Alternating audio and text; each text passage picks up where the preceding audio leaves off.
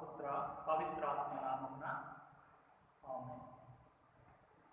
క్రీస్తు నామమున యందు ప్రియమైనటువంటి స్నేహితులారా, దేవుని బిడ్డలారా, ఈనాడు మనము 14వ సామాన్య ఆదివారానికి ప్రవేశించి ఉన్నాము.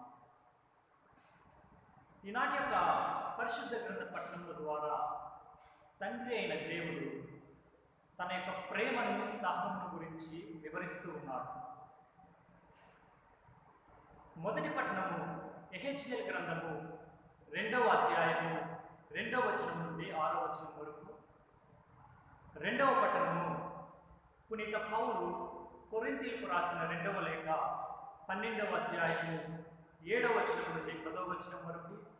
మరియు సువిశేషము మార్కు శుభవార్త 6వ అధ్యాయము 1వ వచనం నుండి 6వ వచనం వరకు.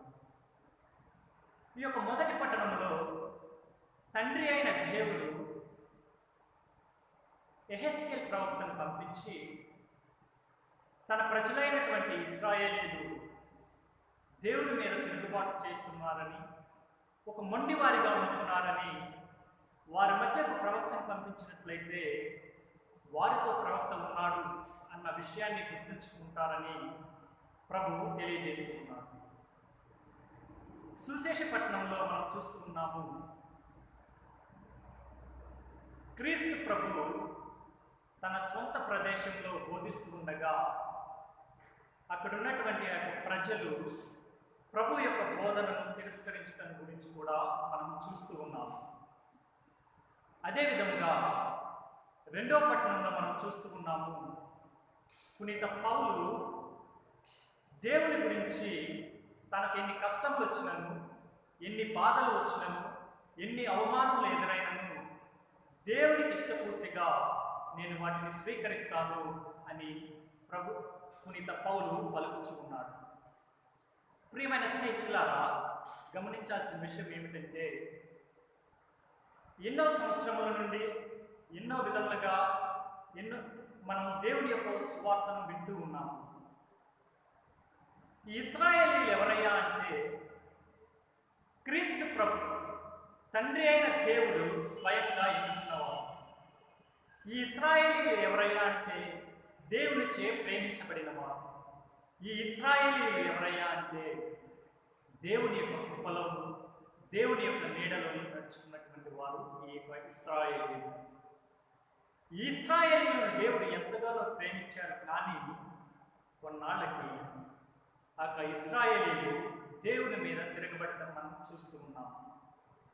ఇశ్రాయేలీయుల యొక్క తిరుగుబాటుతనాన్ని, ఇశ్రాయేలీయుల యొక్క మొండితనాన్ని మనం ఎన్నోసార్లు చరిత్రల ద్వారా విని ఉన్నాం, సువార్తికుల ద్వారా విని ఉన్నాం, గురువుల ద్వారా, బోధకుల ద్వారా మనం విని ఉన్నాము ఈ యొక్క ఇశ్రాయేలీయుల యొక్క చరిత్రని. మరి ఒకసారి మనం ఈ యొక్క ఇశ్రాయేలీయుల గురించి ధ్యానించినట్లయితే, ఈ ఇశ్రాయేలీయులు దేవుని చేత ఎన్నుకోబడినటువంటి ప్రజలు. ఈ యొక్క ప్రజలు దేవుని సన్నిధిలో ఉంటూ దేవుని సహవాసంతో చేస్తున్న రోజులలో దేవుడు వారిని గొప్పగా దీవించారు. అయితే ఈనాడు యెహెజ్కేలు గ్రంథ పట్టణంలో మనం చూస్తూ ఉన్నాము, స్వయంగా దేవుడే పలుకుతూ ఉన్నాడు, ఇదిగో నా ప్రజలైనటువంటి ఈ ఇశ్రాయేలీయులు మొండివారిగా జీవిస్తున్నారు, ధర్మశాస్త్రాన్ని తిరస్కరిస్తూ ఉన్నారు అని మనం చూస్తూ ఉన్నాము. ఈ ఇశ్రాయేలీయులు ఎందుకయ్యా ఈ విధంగా తిరుగుబడుతున్నారు అంటే, మోషే వారిని నడిపిస్తున్న సమయంలో, సీనాయి పర్వతం మీద ప్రభుతో మాట్లాడుతున్న సమయంలో, ఈ ఇశ్రాయేలీయులు మోషే ఇంకా రావడం లేదు, మోషే అక్కడ ఏం చేస్తున్నాడో మనకు తెలియట్లేదు, దేవుడు మన ఎందుకు ఉన్నాడా అనే తలంపుతో వారి యొక్క స్త్రీల దగ్గర నుండి వాళ్ళ యొక్క ఆభరణము తీసుకొని ఒక ఆవు దూడను తయారు చేస్తూ ఉన్నారు. ఆవు దూడను తయారు చేయడమే కాదు, ఆ ఆవు దూడను పూజిస్తూ, ఈయనే మన దేవుడు, ఈయనే మన ఇశ్రాయేలీయుల దేవుడు, మనల్ని కాపాడువాడు అంటూ ఆయనకు బలిపీఠాన్ని, పూజా మందిరాన్ని నిర్మిస్తూ ఉన్నారు.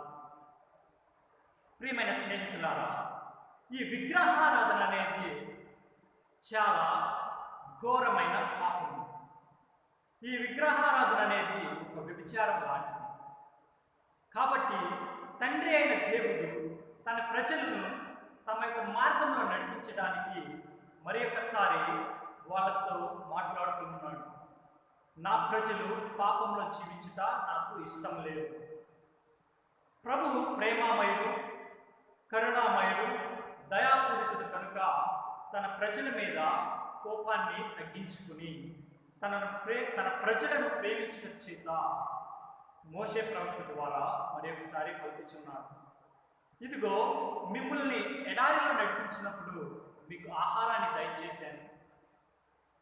దాహంతో ఉన్నప్పుడు మీకు బండ నుండి నీటిని దయచేశాను. శత్రు రాజైనటువంటి ఆ ఫరో రాజు నుండి మిమ్మల్ని బయటకు తీసుకొస్తున్నప్పుడు, ఆ బానిసత్వం నుండి మిమ్మల్ని విడిపించినప్పుడు సముద్రము గుండా పొడి నేలలో నడిపించినటువంటి దేవుడను నేను. కానీ మీరు నన్ను వదిలి, సృష్టినంతటిని సృష్టించినటువంటి నన్ను వదిలి ఈ యొక్క విగ్రహారాధన చేయడం పాపమని ప్రభు మోషే ప్రవక్త ద్వారా పలుకుచుకున్నాడు. అయితే ప్రియమైనటువంటి స్నేహితులారా, గమనించాల్సిన విషయం ఏమిటంటే, ఈ విగ్రహారాధన చేస్తున్న ఈ ప్రజలు వారి ఇష్టపూర్తిగా వారికి ఇష్టం వచ్చినట్లు దేవునిని మర్చిపోయి, దేవుడున్నాడన్న సంగతిని కూడా మర్చిపోయి ఈ యొక్క విగ్రహాలను తయారు చేస్తూ ఉన్నారు. ఈ యొక్క ప్రతిమలను చేస్తూ ఉన్నారు. తమకిష్టం వచ్చిన రీతిలో అందముగా ఆ యొక్క ప్రతిమలను చేస్తూ వీరే దేవుడు, దేవతలు అని ఆ యొక్క సృష్టిలో ఉన్నటువంటి వస్తువులను ప్రేమిస్తూ ఉన్నారు. సొలొమోను జ్ఞాన గ్రంథంలో మనం చూస్తూ ఉన్నాము. 13వ అధ్యాయంలో ఇశ్రాయేలీయులు చేస్తున్నటువంటి పాపాన్ని గురించి చాలా క్లుప్తంగా వివరించి ఉన్నారు. వారు సృష్టిలో ఉన్న వస్తువులను ప్రేమిస్తూ ఉన్నారు. సృష్టిలో ఉన్నటువంటి రకరకాలైనటువంటి విగ్రహాలను, రకరకాలైనటువంటి వస్తువులను ప్రేమిస్తూ వాటి ఆనందంలోనే వీళ్ళు జీవిస్తూ ఉన్నారు. వాటిని అందముగాను సౌందర్యవంతముగాను మలచి వీరే మా దేవుడు అని వాళ్ళు ఆ యొక్క వస్తువులను పూజిస్తూ ఉన్నారు. అయితే గమనించాల్సిన విషయం ఏమిటంటే, ఈ వస్తువులను, వీటన్నిటిని సృజించిన దేవుడు, ఈ సృష్టి యావత్తును సృజించిన దేవుడు ఆ వస్తువుల కంటే సౌందర్యవంతుడు అని ఈ యొక్క ప్రజలు ఆ దేవుడిని మర్చిపోతూ ఉన్నారు. ఆ దేవునికి దూరం అవుతూ, దేవునికి ఎడబాటు అవుతున్న సమయంలో ప్రభు ఈ యొక్క ప్రవక్తను పంపిస్తూ, నా ప్రజలను నా చెంతకు రానియండి, నా ప్రజలను నా చెంతకు తీసుకురండి, నా ప్రేమను వారు కోల్పోవడం నాకు ఇష్టం లేదు అంటూ ప్రవక్తల ద్వారా ఆ యొక్క ఇశ్రాయేలీయుల ప్రజల వద్దకు ప్రవక్తలను పంపిస్తూ ఉన్నాడు దేవుడు. ప్రియమైన స్నేహితులారా, దేవుడు మోషే ప్రవక్త ద్వారా చేసినటువంటి అద్భుతములన్నింటినీ కూడా కీర్తనల గ్రంథంలో 103వ అధ్యాయంలో మనం చూస్తూ ఉన్నాం.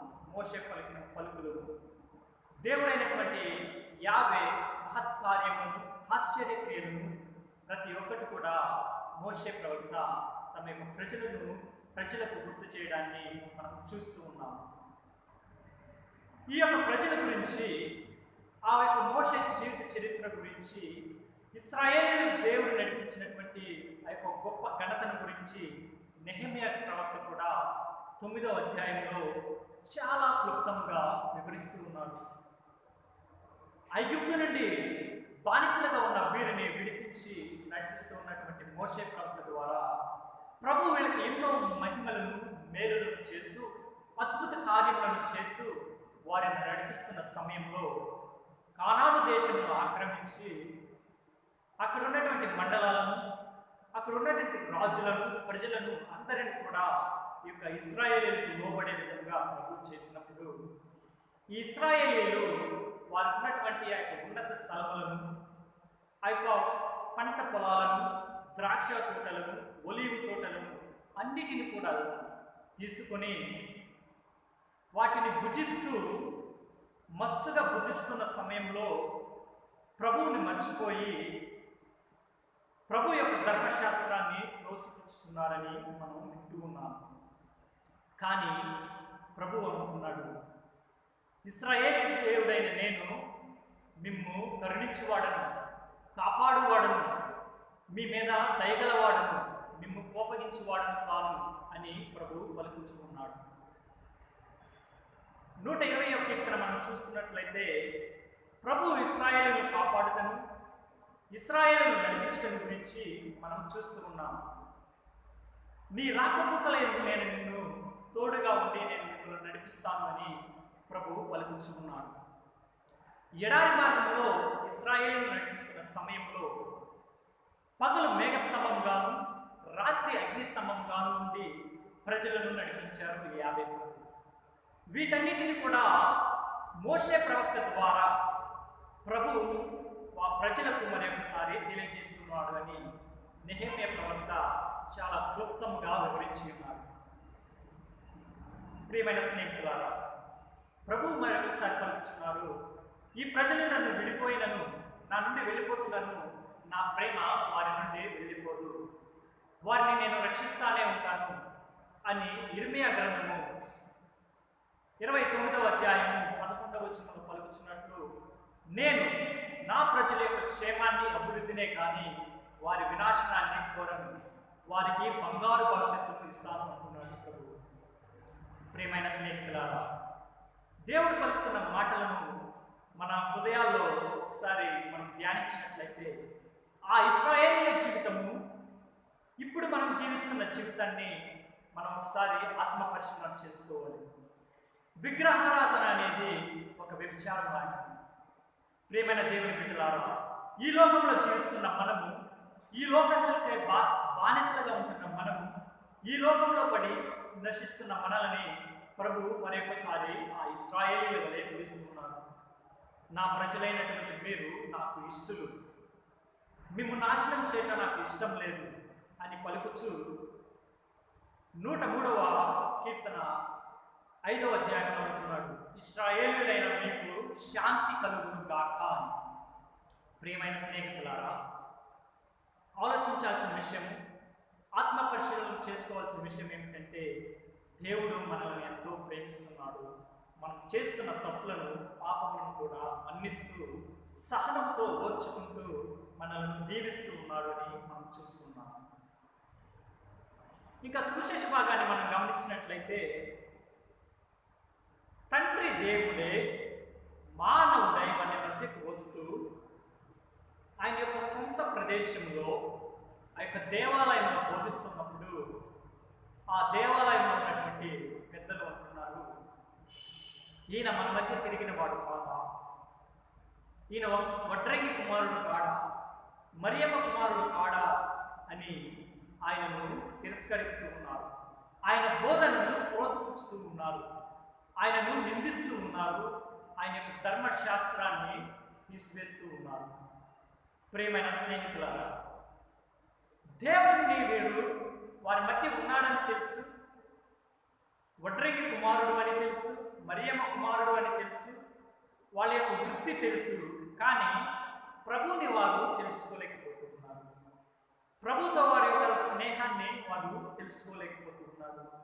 వారి మధ్య ఉన్నారని తెలుసు, కానీ దేవునికి క్రీస్తు ప్రభువుకు ఉన్నటువంటి స్నేహ సంబంధాన్ని వారు గుర్తించలేకపోయారు. క్రీస్తు ప్రభు వారి మధ్య జీవించినను తన యొక్క మనస్సు మొత్తం తండ్రి దేవునితో ఉంది. తండ్రి దేవుని గురించి ఆలోచిస్తూ తండ్రి యొక్క మాటను జపదాకుండా ఆయన యొక్క బోధనలను, స్వస్థతలను, ఆశ్చర్యకార్యములను చేస్తూ ఉన్నారు. క్రీస్తు ప్రభు ఇంటికి పనులు చేస్తున్నా, అద్భుతములు చేస్తున్నా, స్వస్థతలు చేస్తున్నా, ఆశ్చర్యకార్యములైనటువంటి ఎన్నో క్రియలు చేస్తున్నటువంటి క్రీస్తు ప్రభుని ఈ ప్రజలు అర్థం చేసుకోలేకపోయారు. యెషయా గ్రంథము 1వ అధ్యాయము 2-3 వచనంలో తండ్రి అయిన దేవుడు ఒక గొప్ప మాటను పలుకుచుకున్నాడు. భూమి ఆకాశము నా మాట వినుడు,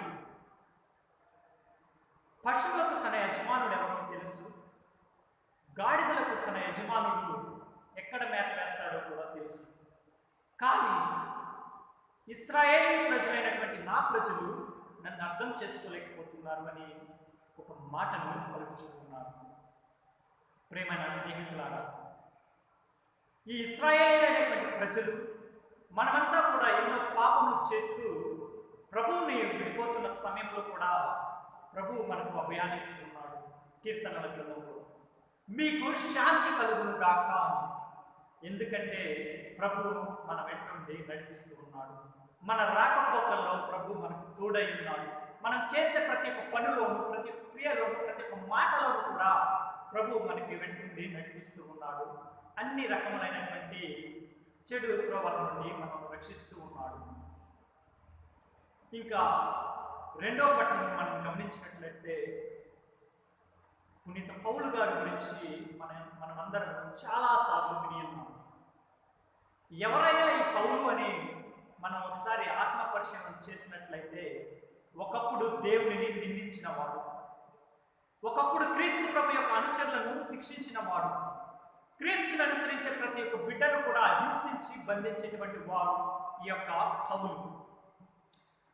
పౌలుతో ప్రభు మాట్లాడిన సమయం నుండి పౌలు తన యొక్క హృదయ పరివర్తన చెంది దేవునితో నడవడం మొదలుపెట్టాడు. ఇశ్రాయేల్ ప్రజలతో యావే దేవుడు ఏ విధంగా నడుచుకున్నాడో, ఇశ్రాయేల్ ప్రజలతో యావే ప్రభు ఏ విధంగా ప్రేమిస్తూ తన దీవెనలను కురిపిస్తూ ఉన్నాడో, క్రీస్తు ప్రభు ఇప్పుడు ఈ పౌలుతో ఉండి నడిపిస్తూ ఉన్నాడు. క్రీస్తు ప్రభు ఈ పౌలును ప్రేమిస్తూ తన సేవలో తోడుగా ఉంటూ నడిపిస్తూ ఉన్నాడు. ఎంతో మంది పౌలు యొక్క మాటలకు వ్యతిరేకంగా జీవించినను, ఆయన బోధనను ఆలకించకుండా వ్యతిరేకంగా వెళ్ళినను, పౌలును ప్రభు ప్రేమిస్తూ దీవిస్తూ ఆయనకు ఆదరణగా ఉంటున్నాడని మనం తెలుసుకుంటున్నాం. అయితే ఈనాటి యొక్క పరిశుద్ధ గ్రంథ పట్టణంలో, ఈ యొక్క రెండవ పట్టణంలో మనం చూస్తూ ఉన్నాము. పౌలు పలుకుతున్న మాటలు మనం వింటూ ఉన్నాము. నాకు ఎన్ని కష్టములు వచ్చినా, ఎన్ని బాధలు వచ్చినా, ఎన్ని అవమానములు వచ్చినా, క్రీస్తు కొరకై ఆ కష్టములన్నింటినీ నేను తృప్తిగా స్వీకరిస్తాను. దేవుని ప్రేమించినందు చేత నేను ప్రభు యొక్క కష్టములలో పాల్గొని ఉంటాను, పాల్గొంచుకుంటాను అని పౌలు గారు పలుకుతున్నారు.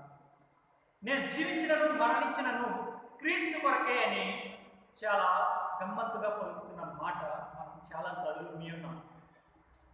ఈ పౌలుకి తండ్రి అయిన క్రీస్తు ప్రభు అభయాన్ని ఇస్తూ ఉన్నారు. 2 కొరింథీయులకు రాసిన లేఖ 12వ అధ్యాయం 9వ వచనంలో, నా కృప నీకు తోడుగా ఉండును అని. క్రీస్తునాథుని ప్రియమైన స్నేహితులారా, ఇశ్రాయేలు ప్రజలు యావే దేవుని తిరస్కరించారు, పాపం చేశారు, ప్రభు చెంతకు వచ్చారు, పాపం చేస్తూనే ఉన్నారు, ప్రభు చెంతకు వస్తున్నారు. కానీ ప్రభు వారి యొక్క పాపములను లెక్క చేయకుండా వారిని దీవిస్తూ ఆశీర్వదిస్తూ వారికి తోడుగా ఉంటూ నడిపిస్తూ ఉన్నారు. ప్రభు ఎడల మొండి వారిగా జీవించిన ఇశ్రాయేలీయులను ప్రభు దీవిస్తూనే ఉన్నాడు, ఆశీర్వదిస్తూనే ఉన్నాడు. ఈ సువిశేష భాగంలో కూడా ఆ ఇశ్రాయేలీయుల వలె స్వంత ప్రజలే క్రీస్తు ప్రభుని తిరస్కరించారు, మొండి వారిగా జీవించారు.